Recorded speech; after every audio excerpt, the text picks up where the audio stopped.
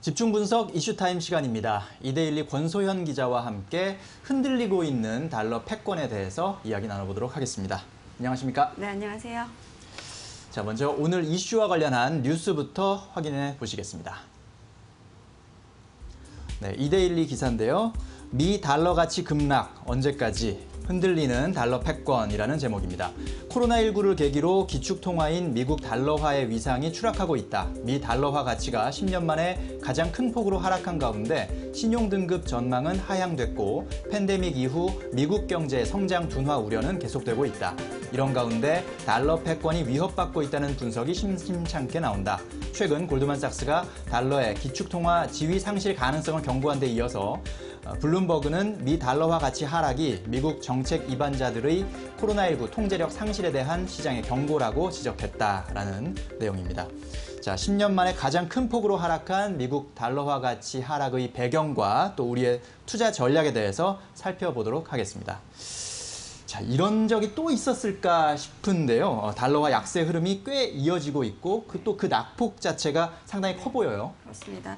이게 주요 6개국 통화, 그러니까 유로, 엔, 파운드, 그리고 캐나다 달러, 스웨덴 크로네, 그리고 스위스 프랑, 이렇게 이제 글로벌 경제에서 차지하는 비중이 높거나 이제 통화 가치가 굉장히 안정적인 6개 통화 대비 달러 가치를 지수화한 게 이제 달러 인덱스인데요. 이 달러 인덱스를 보면 지난달 30일에 93.02포인트까지 떨어져서 2년 만에 이제 최저치를 기록했습니다. 한 달 하락률로 보면 4.2% 떨어진 건데요. 이게 지난 2010년 9월 5.4% 하락한 이후에 무려 9년 10개월 만에 최대 낙폭인 겁니다.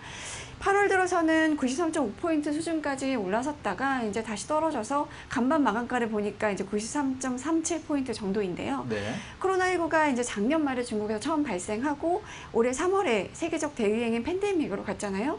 그러면서 이제 증시가 폭락하고 뭐 금융시장의 공포가 극에 달했었습니다. 그때 다들 이제 위험자산 팔고 이제 현금 갖고 있어야 된다 뭐 이랬었는데 뭐 일단 달러는 기축통화인데다가 뭐 현금이잖아요. 그리고 뭐 대표적인 안전자산으로 꼽혔었는데 그래서 이제 달러 값이 크게 올라서 그때 달러 인덱스가 103이 넘었습니다. 네, 그렇죠. 이제 그러다가 미국 연준이 무제한 양적 완화에 나서고 그러면서 이제 미국이 재정 수조가 굉장히 커질 거다 이런 우려가 겹치고 이러면서 이제 쭉 미끄러진 상태입니다. 네.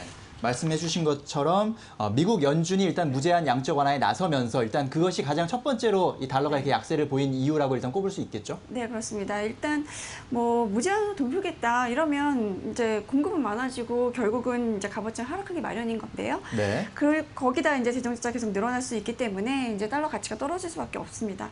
물론 이제 다른 국가의 중앙은행들도 기준금리 연달아 낮추고 또 유동성 공급에도 나섰는데 이제 달러만 약세를 보인 거는 일단 이제 그 코로나19 터지고 나서 쭉 보면 이제 코로나19 확산하면서 경제가 악화됐다가 회복되는 속도를 보니까 미국이 좀 빨랐고 유럽은 좀 느렸습니다. 미국은 3월에 이제 즉각적으로 연준이 돈 풀기에 나서고 이제 경기 부양을 위한 대규모 재정 유출에 나섰는데 유럽은 사실 여러 국가가 모여 있는 곳이잖아요. 그렇죠. 이 1996년에 안정 및 성장에 관한 협약 뭐 이런 것들을 맺었거든요. 그래서 각국이 마음대로 재정 지출을 하지 못하도록 한 상태입니다. 그러니까 이제 그 즉각적으로 대응을 하지 못하게 됐는데 이제 유럽 경기 회복 속도가 그래서 이제 좀 느렸던 거죠. 네. 그러다가 5월 말에 프랑스 마크롱 대통령 그리고 이제 독일의 메르켈 총리가 이제 EU 공동의 경기 부양책을 마련하자라는 점에 합의를 했습니다. 네. 그 이후로 유럽 경기도 좀 회복하겠구나 뭐 이런 기대감이 형성이 되면서 유로화가 강세를 보였는데요. 네. 또 한 가지가 이제 유럽이 대규모 부양책을 마련했고 자금을 집행할 텐데 이 자금 어쨌든 간에 채권 발행으로 조달을 해야 되잖아요. 그러면 이제 채권 발행하게 되면 금리가 상승할 수밖에 없는데 그동안에 유럽이 굉장히 계속 이제 마이너스 금리였기 때문에 이 유럽에 있는 돈이 미국으로 좀 이동을 하면서 이제 이제 자금 흐름이 이동을 하니까 이제 그러면서 유로는 조금 이제 약세였고 달러가 강세인 면도 좀 있었거든요.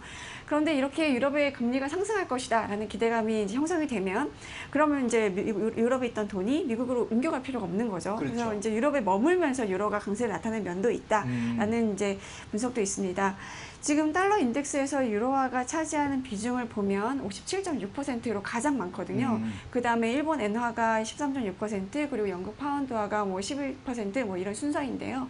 아무래도 이제 유로화가 강세를 보이면 이제 유로화가 차지하는 비중이 높으니까 달러 인덱스가 더 하락 압력을 받을 수밖에 없습니다.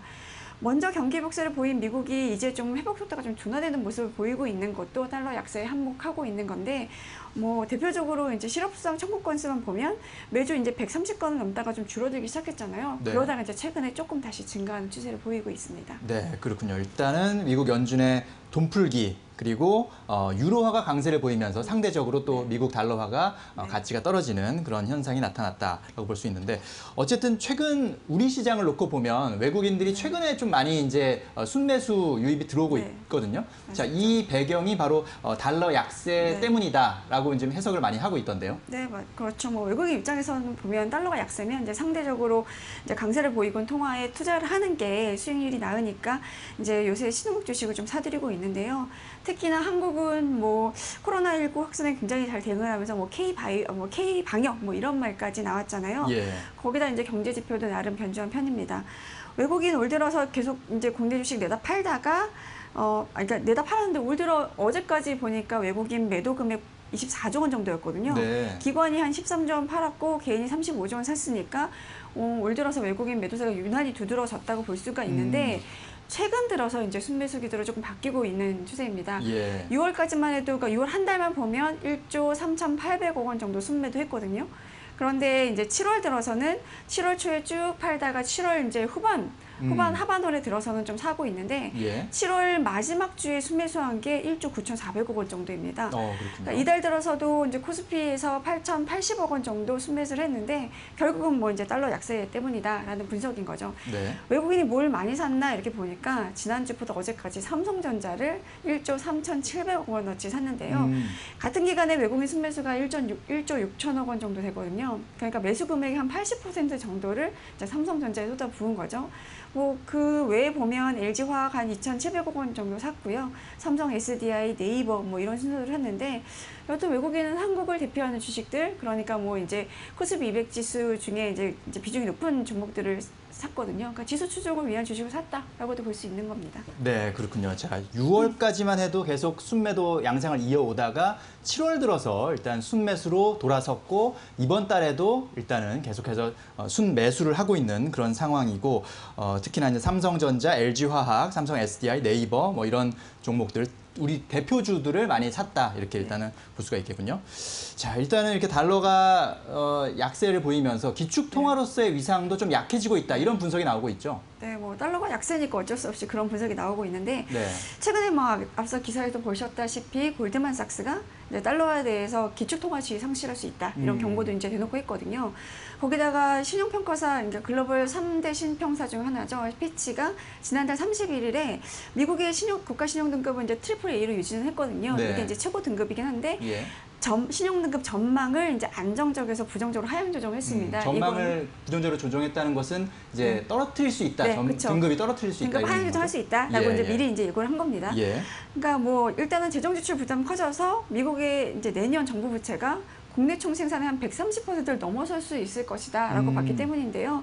우리나라가 이제 40% 정도니까 미국은 굉장히 상당히 이제 높은 수준인 거죠. 네.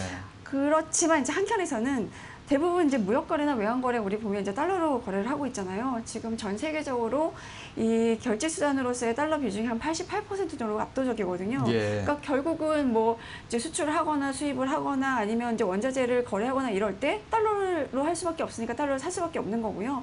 해외에서 채권 발행할 때 이제 대부분 달러 표시 채권을 발행을 하는데, 이게 뭐 만기가 돌아오면 다시 또 이제 상환하기 위해서는 달러가 필요한 상황이고, 그래서 달러가 기축 통화 지위를 잃을 가능성은 좀 낮다라는 시각도 나옵니다.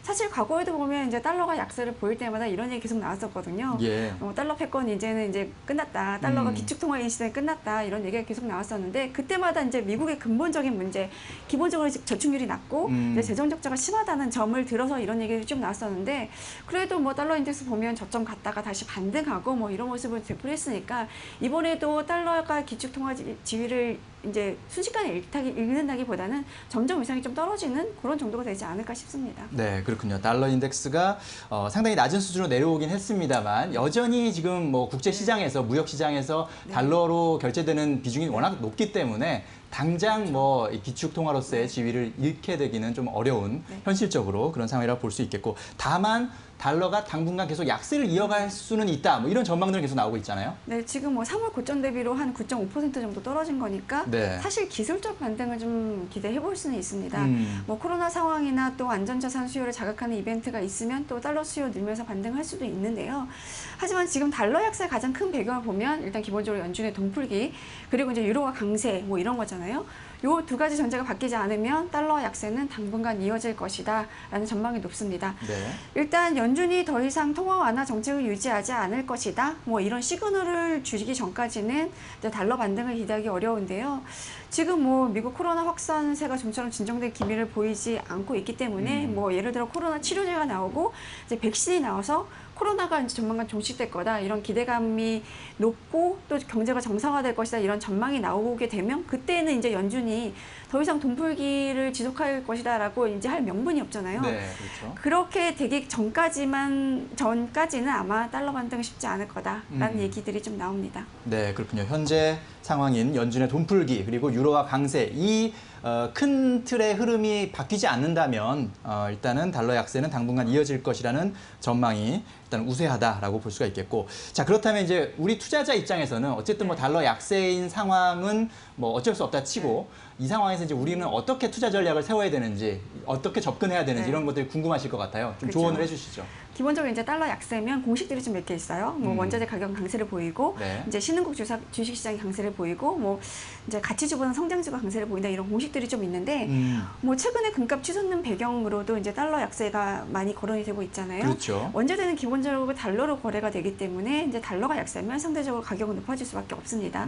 실제로 보면 7월 한 달간 이제 산업용 금속 지수 7% 올랐고요. 금은 뭐 11% 상승했고, 네. 같은 기간에 전 세계 주가 지수 5% 올랐으니까 원자재 성과가 훨씬 좋았던 건 맞습니다. 그렇군요. 그리고 신흥국 주식 유방하다 이런 얘기를 많이 하는데요. 달러 약세면 이제 상대적으로 상대국 통화는 강세니까 네. 뭐 그 상대국 통화에 이제 투자하려는 수요들이 좀 있는 거죠. 게다가 이제 코로나19 통제 여부에 따라서 지난 2분기 가국 경제 성장률이 좀 차이가 분명한데, 코로나19 통제에 1차적으로 실패했다라고 볼 수 있는 이제 미국은 2분기 경제 성장률을 보면 마이너스 9.5%였거든요. 예. 독일이 마이너스 10.1%, 프랑스가 마이너스 13.8%, 그리고 이탈리아 마이너스 12.4%, 뭐 스페인은 마이너스 18.5%, 뭐 다 두 자릿수 뭐 10% 안팎의 이제 뒷걸음질을 쳤는데요. 반면에 한국 경제 성장을 보면 마이너스 3.3%, 뭐 비교적 선방한 거죠. 예. 그리고 중국은 11.5% 성장을 했습니다. 네, 대단하네요. 그러니까 뭐 이런 상황이 증시에도 반영이 돼서 6월 한 달간 이제 신흥국 주가 지수 9.1% 상승했는데, 이게 선진국 주가 지수 대비로 보면 4.3% 포인트 더 오른 거거든요. 네. 또 한 가지는 이제 달러 약세일 때 주식 시장만 놓고 보면 가치주보다 성장주가 더 성과가 좋기 마련인데, 지금 우리나라 증시도 그렇고 글로벌 증시에서도 성장주가 증시 상승을 주도를 하고 있습니다.